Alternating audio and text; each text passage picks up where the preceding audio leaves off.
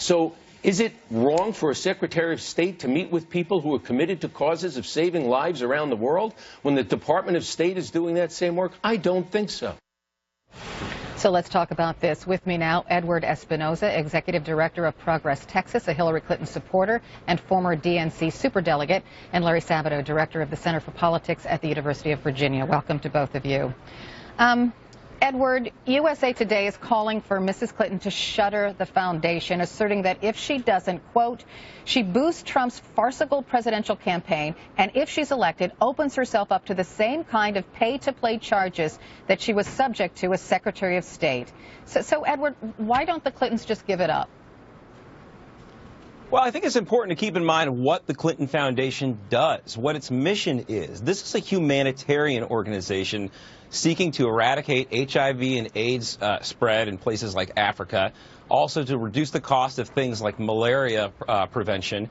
And those are important things. You shutter this organization, you shutter the prospect of ending things like that in developing nations. And that's a very important thing to keep in mind.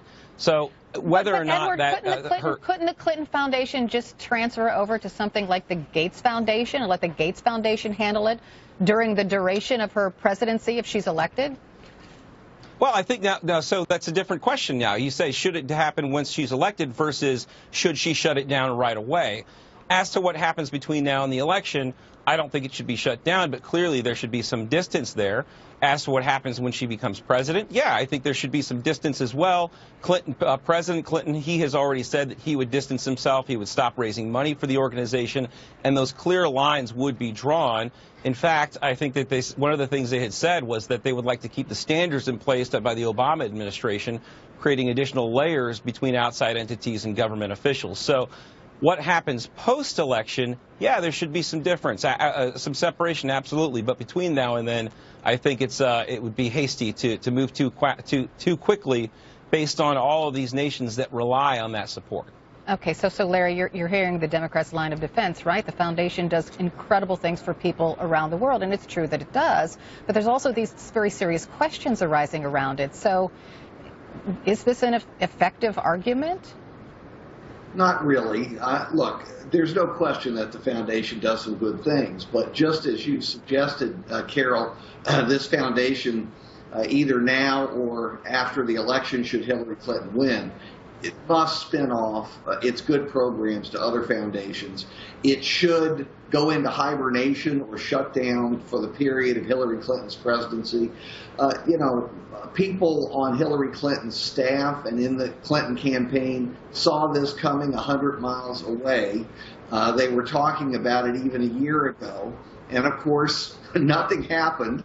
And now they've got a major problem on their hands, and they're very lucky to have an opponent like Donald Trump who has an even longer list of problems. That's what's protecting Hillary Clinton. But, for those of us who watched the Clintons for a long time, it's kind of reassuring in a way because they're so consistent. I remember some of these same questions before there was a Clinton Foundation during Bill Clinton's presidency about if not pay for play, then pay for access. It's the same old story. So, Edward, here's the thing. Hillary Clinton has won over a lot of Bernie Sanders supporters, but the longer this drags on and the more allegations that Republicans throw at Hillary Clinton, won't young voters say, you know what, it's just the same old, she hasn't changed. Why should we believe Bernie even? Because she hasn't changed. She's just proved it. Doesn't she run into, a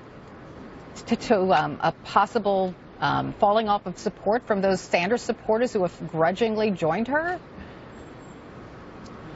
Well, I wasn't a Bernie person, so I can't say for sure. But I think it's one of the things I think is important to realize here. The difference between the problems that Donald Trump has had with his connections to Russia and Putin through his advisors and such versus a humanitarian organization like the Clinton Foundation.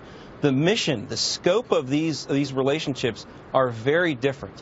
And I think that many of the Bernie Sanders supporters, many Democrats, many independent voters understand the mission of humanitarian organizations. It's very important to not mischaracterize the nature of the organization. Many of the people who give to these foundations are people who are involved in these type of relief efforts and humanitarian efforts all over the place. And I think that that is an important distinction.